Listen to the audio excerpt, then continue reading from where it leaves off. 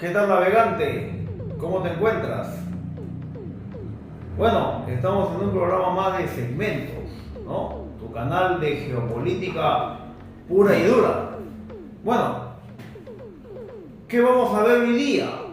Bueno, es por pedido de muchos navegantes, hay que hacer un repaso, un resumen de la guerra de los 12 días. La guerra en donde Israel e Irán se enfrascaron para, ¿no?, determinar y terminar de una vez sus diferencias provocadas por un sinfín de factores, ¿no?, que ya lo conocemos, hemos visto en los anteriores videos de cómo comenzó esta guerra, ¿no? Pero el balance final, bueno, realmente, digamos, un empate técnico, si se podría decir así, ¿no? Con intervención, lógicamente, de Estados Unidos. Si no hubiese habido intervención de Estados Unidos, tal vez no hubiese habido un empate técnico. Entonces, señores, ¿qué ocurrió? Ocurrió que, bueno, el 13 de junio, Israel pone en operaciones su famosa Operación León Ascendente, ¿no? Donde más de 200 aviones con casi 400 misiles, aviones de última generación, ¿no? Destruyen más de 100 objetivos iraníes, ¿no? Atacando infraestructura militar, bases y plataformas de lanzadera de misiles, baterías antiaéreas, objetivos militares, políticos y científicos, ¿no? Pero ese mismo día también Irán responde con más de 100 drones y más de 100 misiles hipersónicos y balísticos, ¿no? Entonces, para este día, ya para el mismo 13 de junio, ya se polarizan las potencias mundiales. Estados Unidos a favor de Israel, Rusia y China a favor de Irán, ¿no? Comienzan las protestas, comienzan, digamos, las condenaciones en las Naciones Unidas y también en el mundo. Pero se ve también que Europa quedó, digamos, como que al margen, ¿no? Europa prácticamente se inmutó de esta guerra, no participó esta vez. Bueno, para el 14 de junio, Israel, ¿no?, destruye el aeropuerto de Her Abad, ¿no?, las refinerías de Irán, bases militares, y continúa, ¿no?, con la destrucción de edificios gubernamentales y objetivos militares. Para el 15 de junio, Irán contraataca y destruye la ciudad de Haifa, ¿no?, Tel Aviv y Bagyan. Objetivos militares en zonas portuarias. Objetivos también de edificios gubernamentales. El cuartel general del ejército israelí, ¿no? La sede del Mossad también fue alcanzada. Pero también Yemen también ataca a Israel, ¿no? Para estos días, señores, entre el 16 de junio continúan el, digamos, estrecho fuego cruzado entre estas dos potencias, entre Israel e Irán. Continúa el ataque cruzado de Irán. Irán, con su gran arsenal de misiles, ¿no?, balísticos, ataca las ciudades más importantes de Israel: Jerusalén, Tel Aviv, Haifa, ¿no?, Galilea, ciudades de frontera en el norte de Israel. El 17 de junio, Israel ataca posiciones de armas y plataformas de lanzamiento de misiles nuevamente, y da duros golpes al aparato militar iraní. Para el 18 de junio, Israel nuevamente vuelve a atacar plantas de producción de misiles y plantas de producción, ¿no?, de agua pesada y de su aparato nuclear de Irán. Continúan los ataques, pero Irán también contraataca con más de 300 misiles. Nuevamente vuelve a atacar Jerusalén, Tel Aviv, Haifa, ¿no? Objetivos militares. Destruye la refinería de Haifa de Israel, ¿no? La destruye parcialmente. Para el 19 de junio, Israel vuelve a atacar plantas de producción de misiles, bases militares y las plantas, ¿no?, de desarrollo atómico de Irán. Para el 20 de junio, las potencias y los países europeos, la mayoría de los países de la OTAN, cierran sus fronteras, cierran sus embajadas en Oriente Medio. China y Rusia hacen lo propio.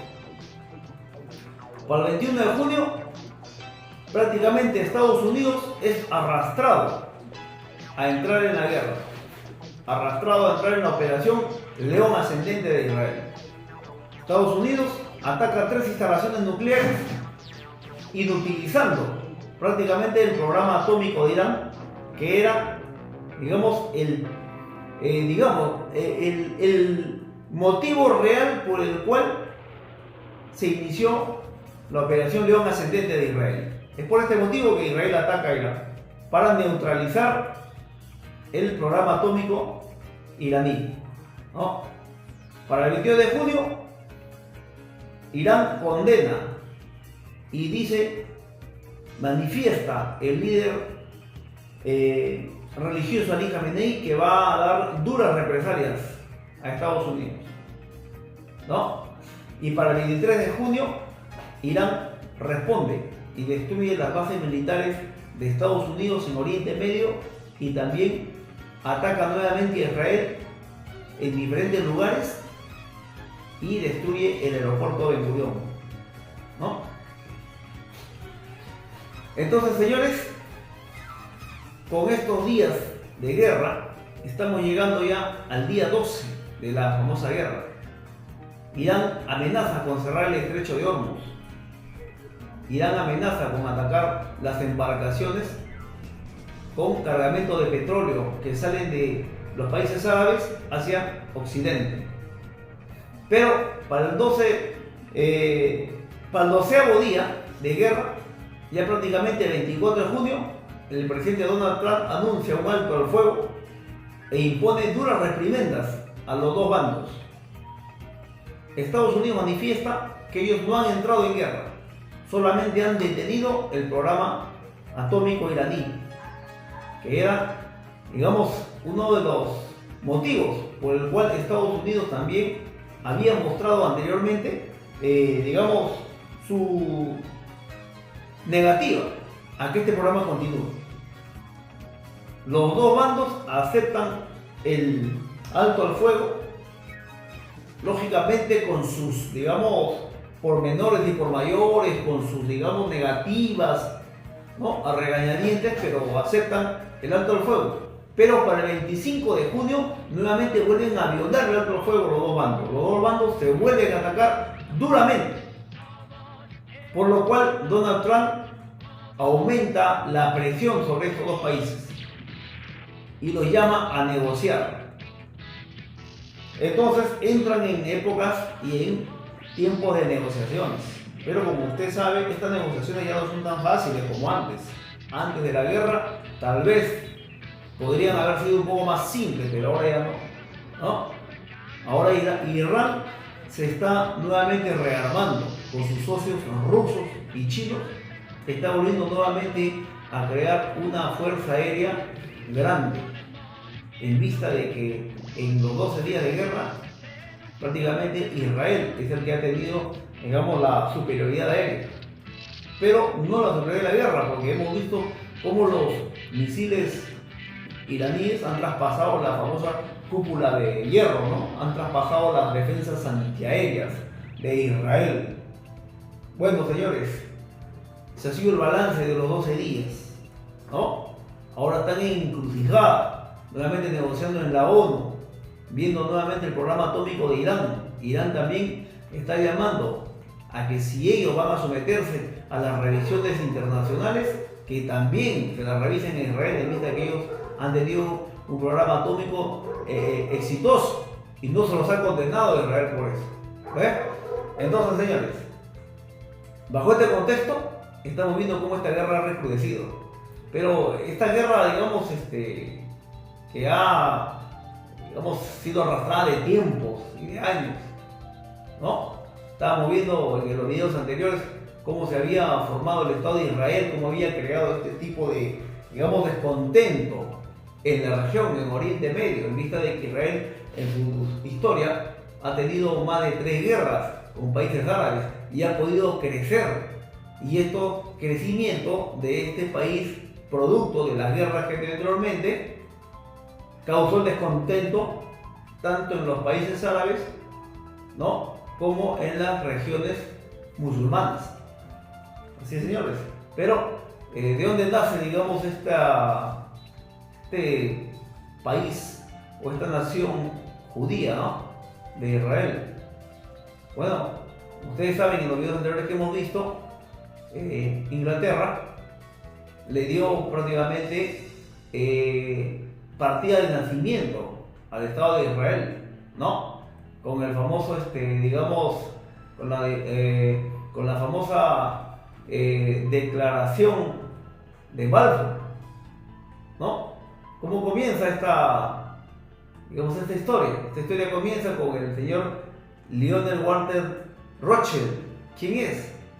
Un personaje multimillonario, sionista, ¿no?, que aproximadamente en el año 1910, 1915, por esa época, era nombrado como barón de Rothschild. Era un banquero político muy poderoso inglés, pero sionista, ¿no?, o sea, de ascendencia judía, diputado por el Partido Conservador de la ciudad de Aylesbury, ¿no?, pero muy amigo también a la vez de otro sionista, de Chaim Weizmann, ¿no?, conocido por ser el destinatario de la declaración de Balfour, en donde este señor Rothschild logra que el gobierno inglés, ¿no?, que el ministro de Exteriores envíe una carta al señor Arthur Balfour el 2 de noviembre de 1917, en la que el gobierno de Reino Unido prácticamente informa la decisión de construir un hogar nacional judío, ¿no?, en la región de Palestina, y se solicitaba en esta carta que se hiciera conocer esta decisión a la Federación Sionista. Y esta carta, en manos de Rothschild, fue potenciada a ser entregada a Chaim Weizmann, ¿no?, lo cual se ejecutaría 30 años después. En 1948 prácticamente le darían nacimiento al Estado de Israel, ¿no?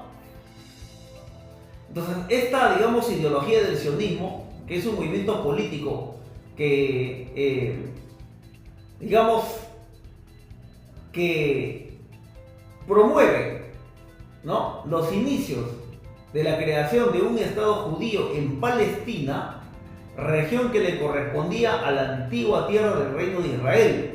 Como usted sabe, el antiguo Reino de Israel en épocas bíblicas digamos, era lo que son actualmente el territorio de Israel, del Estado de Israel de ahora, ¿no? Era la Palestina, la Cisjordania, la Franja de Gaza, que están habitados por musulmanes, ¿no? Parte de Jordania, parte de el Líbano y parte de Siria. Entonces, los sionistas tratan en estos tiempos, desde que se formó el Estado de Israel, desde 1948, de tratar de recuperar todos estos territorios, ¿no?, que le correspondían por historia, por religión. Entonces, de esta forma, la cultura judía, ¿no?, el sionismo es prácticamente el responsable y el promotor de la fundación del Estado de Israel y se centra en su defensa, apoyo y mantenimiento para la existencia del Estado de Israel, ¿no? O sea, un hogar para todos los judíos. Bueno, entonces, esta declaración de Balfour, ¿no?, promueve prácticamente, digamos, la creación de un Estado para Israel protegido, promovido por Reino Unido, ¿no? Un hogar nacional para estos señores. Pero antes de 1914, como usted sabe, digamos, territorio era parte del Imperio Turco Otomano. Después de la Primera Guerra Mundial, el Imperio Turco Otomano pierde estos territorios y esos territorios pasan a ser prácticamente un mandato, ¿no? Un mandato británico, por la que crea el mandato de Palestina, ¿no? Y en esta declaración de Balfour, en la primera parte, la declaración apoya, ¿no?, digamos, acciones sionistas para la creación del Estado de Israel. Pero en esta declaración de Balfour no especificaban los límites ni las fronteras, ¿no? Tampoco no todo Palestina estaba destinado a ser el hogar nacional de los judíos. Ojo con esta, digamos, con esta parte, ¿no? Tampoco no promovía, digamos, la creación de una nación o un estado propio, sino le daba, como que dice, poderes para que se forme un hogar para los judíos. Pero esa, digamos, intención se tenía pues que materializar en un estado o una nación, ¿no? En la segunda parte de la declaración de Balfour, ahí se puede ver también que se añade, digamos, algunos puntos para satisfacer también a los que protestaban en contra de la creación del Estado de Israel, que eran prácticamente los países árabes, ¿no? Se dicta también normas para la autodeterminación de los ciudadanos árabes, si deseaban o no deseaban pertenecer a ese Estado judío. Hubo segregación y protestas, ¿no? Entonces, estos árabes, que eran la mayoría que vivían en este territorio, también exigieron su propio Estado, su propia nación, en vista de que antes de la Primera Guerra Mundial, como este territorio era controlado por los otomanos, los ingleses negociaron también con los jeques árabes de estas regiones para que ellos los ayuden a derrotar a los otomanos. En las correspondencias, por ejemplo, de Hussein y McNamara, ¿no?, el jerife Hussein, que era un líder religioso, político y militar de esta zona de Palestina, tiene altas conversaciones por medio de correspondencias con el alto comisario de Reino Unido entre los años 1915 y 1916, en plena Primera Guerra Mundial, para que haya una rebelión árabe en contra de los otomanos, para que los pueblos árabes y musulmanes que habitaban en esta zona de Palestina se rebelen y ayuden a derrotar al Imperio Turco Otomano, ¿no? Y el Reino Unido les prometía que iban a protegerlos a los pueblos árabes contra sus enemigos externos y les iban a dar el reconocimiento de todos los países aliados de Occidente que pelearon a favor, ¿no?, de Inglaterra, para reconocer un Estado árabe en la zona de Irak, Jordania, Siria, Líbano y Palestina. O sea, por los dos lados, Reino Unido negoció para crear un Estado árabe y un Estado judío. Lógicamente, tenía que hacer partición del territorio para los judíos y para los árabes. Entonces se complicó esta situación. Luego de la Primera Guerra Mundial, ya cuando termina la Primera Guerra Mundial, estos territorios, como les dije, pasan a ser parte del gobierno británico, con ayuda de los pueblos árabes que ayudaron a derrotar a los otomanos, ¿no? Se crea el famoso Mandato de Palestina, que más tarde se convertiría en el Estado de Israel, ¿no? Y territorios de Palestina, que estaban en las mismas regiones. Ahí comienzan prácticamente los orígenes del conflicto entre Israel y los pueblos árabes, por la creación de un Estado judío y no la creación de un Estado palestino. ¿Ves? Entonces, ahí comienzan los problemas. Entonces, Israel se posiciona en lugares estratégicos y, digamos, como que cae bien a los aliados de Estados Unidos y a la OTAN, en vista de que esta región es muy rica en petróleos e hidrocarburos.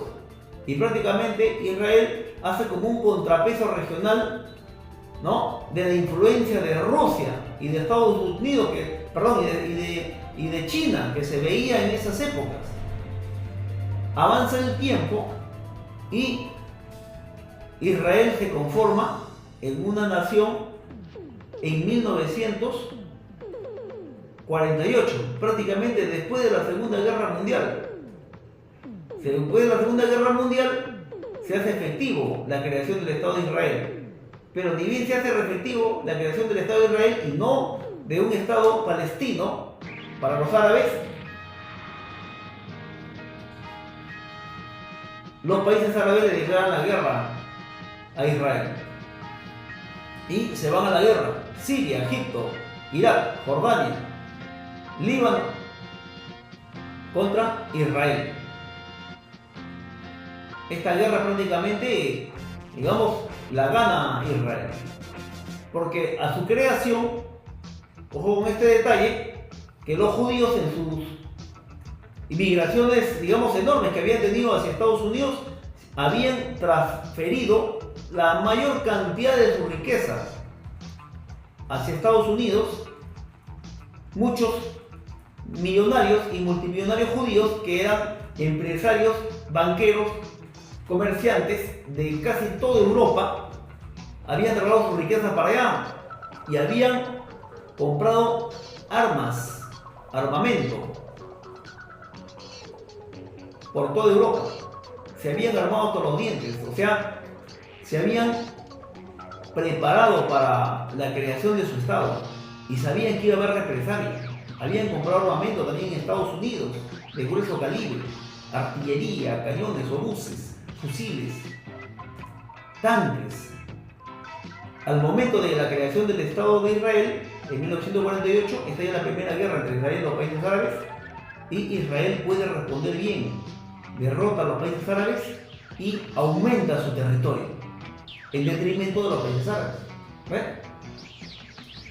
Para 1956, ¿no?, como usted se recuerda, Egipto expropia el canal de Suez a una empresa franco-inglesa, y en represalia Reino Unido, Francia e Israel atacan Egipto para recuperar el canal de Suez.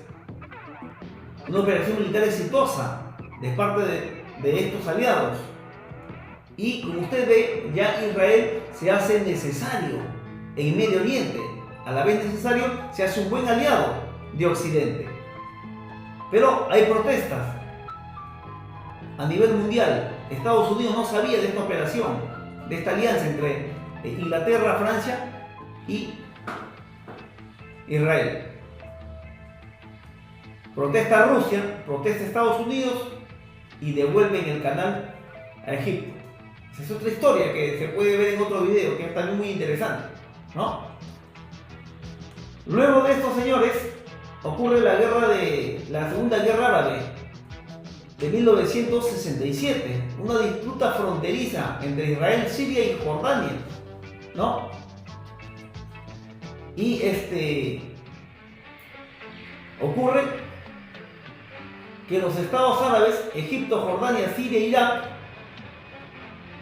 entran en conflicto y en guerra contra Israel. pero en ese año Estados Unidos estaba peleando en la guerra de Vietnam, ¿no? Y Vietnam estaba bajo influencia soviética, como usted recuerda, y no le fue bien a Estados Unidos.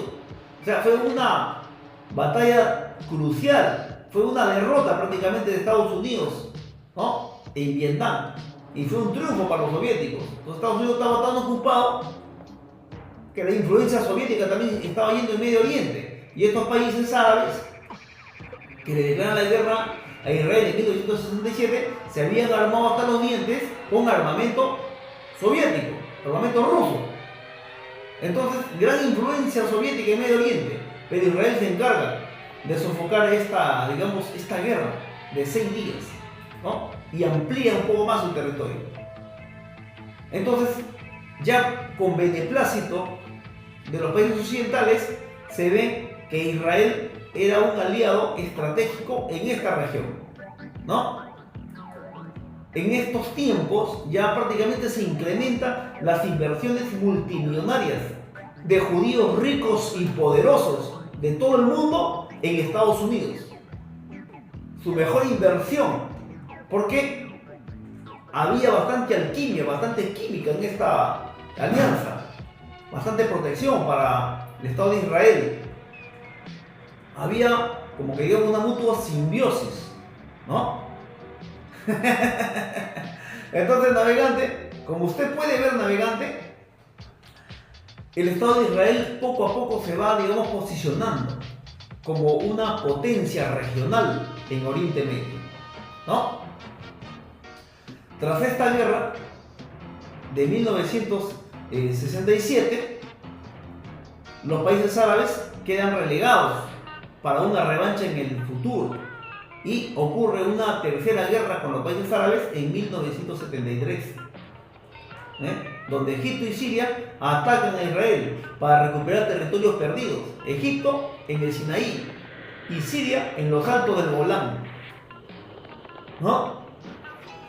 Pero queda en un empate técnico esta tercera guerra árabe-israelí, ¿no? A la vez también Israel ocupa territorios en la Franja de Gaza y Cisjordania, ¿no? Pero los palestinos querían recuperar toda la Palestina histórica, incluyendo toda la región de Jerusalén. Es que para los palestinos, para los árabes, Jerusalén también es importante, ¿no? Porque ya hemos hablado anteriormente en los videos anteriores que ¿por qué es importante Jerusalén para los musulmanes que viven en Palestina? Porque allí es donde su redentor de ellos, su Mesías, que es Mahoma ascendió a los cielos, ¿no? En la mezquita de Al-Aqsa. ¿Se da cuenta? Y también en Jerusalén se dio, pues, ¿no? Como ustedes saben, el nacimiento de la cultura hebrea, ¿no? Para los judíos. También ahí vinieron sus patriarcas. También Jesús también ascendió a los cielos, ¿no? ¿No es cierto? Aunque Jesús, claro, como ustedes saben, no es considerado el Dios, ni Hijo de Dios, ni el Redentor para los judíos, pero para ellos es como un profeta más. Entonces, para los dos bandos esta región es muy importante, ¿no? Entonces, señores, es así como también estos tipos de conflictos y desentendimiento entre judíos y musulmanes, ¿no? Arrastran a otra potencia, a esa región, arrastran a Irán, ¿no? Por las diferencias ideológicas, culturales, religiosas, rupturas drásticas en sus, canales diplomáticos. Históricamente, luego de la Revolución Islámica de Irán en 1979, Irán y Israel prácticamente pierden todo tipo de amistad, ¿no? Israel acusa, pues, a Irán de que Irán financia a los grupos terroristas del Líbano, de Palestina, de Siria, de Irak y del Líbano, que atacan a diario a Israel, terroristas que han provocado muertes, que han provocado secuestros. ¿Y en dónde ha terminado, digamos, actualmente, en estos tiempos, estas diferencias en los 12 días de la guerra entre Irán e Israel? O sea, la cuarta guerra entre Israel y países musulmanes, ¿no? Anteriormente fueron con Siria, con Egipto, con Irak, con el Líbano, ¿no? Con Palestina mismo. Ahora entró también un país persa, ¿no? Lógicamente de religión musulmana. Irán versus Israel. Entonces, señores, así estamos actualmente, navegantes. Estamos ahora en prácticamente el cese al fuego que ha ordenado Donald Trump, la cual está en vigor después de la famosa guerra de los 12 días. Entonces, navegante, ¿cómo quedó esta guerra? ¿Quién ganó? ¿Quién perdió? Eso lo puede determinar usted, navegante. Listo, navegante. Seguimos informando. Se cuidas. Un abrazo.